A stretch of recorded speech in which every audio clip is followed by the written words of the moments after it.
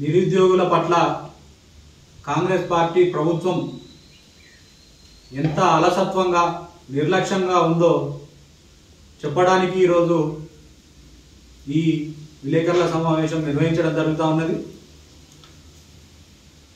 మార్చి 2024 1వ తేదీన Singareni calories company వాళ్ళు 327 జాబ్ నోటిఫికేషన్స్ మరి ఆ తేదీ రోజు ఇవ్వడం జరిగింది. దాంట్లో executive cadre, non executive cadre అని మొత్తంగా దీనిలో జూనియర్ మైనింగ్ ఇంజనీరింగ్ కానీ, అసిస్టెంట్ ఫోర్మెన్ కానీ, assistant foremen electrical fitter training రకరకాల పోస్టులు ఉంటాయి కాబట్టి అవి మొత్తం 327 ఈ 3వ నెల 1వ తారీఖు 2024 రోజు వేయడం జరిగింది. మరి ఈ వేసిన సందర్భంగా గత ప్రభుత్వం చేసిన తప్పిదాల వల్ల, మాజీ మంత్రి హరీష్ రావు చేసిన ఒక నిర్వాహకం వల్ల హుస్నాబాద్ నియోజకవర్గంలోని 4 మండలాలు ఏదైతే హుస్నాబాద్ అక్కెనపేట, హుస్నాబాద్ రూరల్, అలాగే కోయడా, బెజ్జంకి ఇలా ఈ 4 మండలాలను వేరు చేసి మరి ఈ సిద్దిపేట జిల్లాలో కలపడం జరిగింది. ఉమ్మడి కరీంనగర్ జిల్లాలో మరి ఈ సింగరేణి క్యాలరీస్ కంపెనీ వాళ్ళు ఏదైతే ఈ నోటిఫికేషన్ జారీ చేసిరో అది కేవలం కరీంనగర్ జిల్లాకు చెందిన నిరుద్యోగులకు మాత్రమే వర్తిస్తుంది. ఈ 327 పోస్టులలో ఎవరైతే ఈ సింగరేణి క్యాలరీస్ కంపెనీలలో జాబ్స్ అప్లై చేసుకున్నారో లోకల్ ప్రయారిటీ వాళ్ళకు మాత్రమే వర్తిస్తుంది.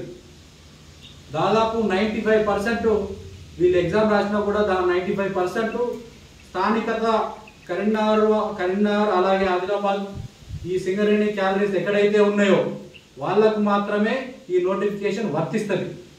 కానీ మాజీ మంత్రి హరీష్ రావు గారు, కేసీఆర్ గారు చేసిన నిర్వాహకం వల్ల దాదాపు 4 మండలాలలో నిరుద్యోగులు ఈ సింగరేణి క్యాలరీస్ నోటిఫికేషన్స్ కు మరి అప్లై చేసుకున్నారు.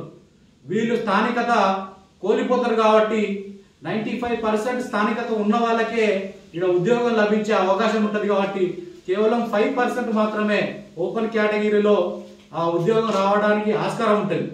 దానికి గాను దేశంలో కానీ అలాగే రాష్ట్రంలో తెలుగు రాష్ట్రాల ప్రజలు కానీ ఎవరైనా ఓపెన్ కేటగిరీలో 5% లోపు మరి వాళ్ళు అప్లై చేసుకోవచ్చు. నిరుద్యోగులకు సింగరేణి స్థానికత వర్తిస్తుందని చెప్పేసి వాళ్ళే స్వయాన మంత్రి పొన్నం ప్రభాకర్ గారే ప్రకటించారు. తర్వాత ఇది హుస్నాబాద్ నుంచి, అట్లనే సాక్షిలో ఇది వెలుగు పత్రికలో ఇది హైదరాబాద్ నుంచి డిప్యూటీ సీఎంను మేము కలిసి ఈ నిరుద్యోగుల 4 మండలాల నిరుద్యోగులు ఎవరైతే ఉన్నారో వాళ్లకు స్థానికత వర్తింపు చేయాలని చెప్పేసి మరి పొన్నం ప్రభాకర్ గారు కోరిండని చెప్పేసి వార్తాపత్రికల్లో వచ్చింది.